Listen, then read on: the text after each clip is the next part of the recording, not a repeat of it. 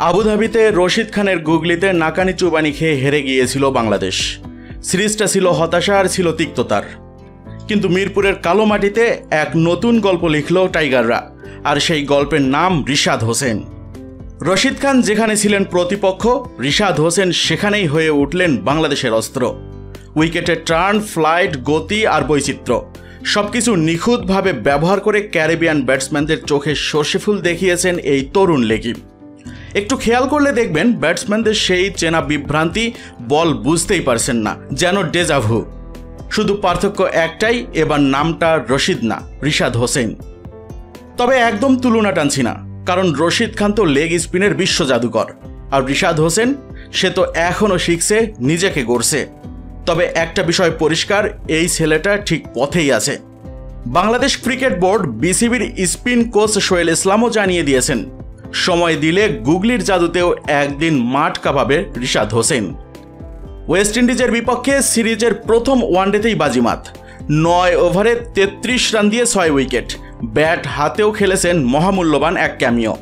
এটা শুধু match জেতানো performance নয়, এটা এক ভবিষ্যৎ তারকার উত্থান। এই উন্নতির পিছনে কিন্তু গভীরভাবে কাজ করছে কোচিং স্টাফ। সাবেক পাকিস্তানি লেগ স্পিনার মুস্তাক আহমেদ এবং স্পিন গুরু সোহেল ইসলাম দুজনেই রিশাদকে ঘষে মেজে তৈরি করছেন। কখনো কবজির মুভমেন্ট, কখনো অ্যাকশনের ছোটখাটো টেকনিক্যাল পরিবর্তন, সবকিছুতেই তারা চোখ রাখছেন। গত আসরের পিএসএল মাতানো রিশাদ আফগানিস্তানের বিপক্ষে সিরিজে খুঁজে পেয়েছিলেন নিজেকে, আর এবার ক্যারিবিয়ানদের বিপক্ষে ছড়ালেন রেকর্ডের ঘ্রাণ। তাকে নিয়ে আশাবাদী না হয়ে কি আর উপায় আছে? 2025 সালের শুরু থেকে এখনো পর্যন্ত বাংলাদেশের সেরা উইকেট শিকারী রিশাদ। আর মনে রাখবেন, সে এখনো মাত্র 23 বছরের তরুণ।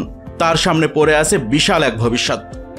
রিশাদ এখনো পুরোপুরি গুগলির মাস্টার নয়, তবে সে যেভাবে উন্নতি করছে তাতে করে সোহেল ইসলাম নিজেই স্বপ্ন দেখছেন একদিন গুগলিতেও রিশাদ হোসেন হয়ে উঠবেন বাংলাদেশের রশিদ খান।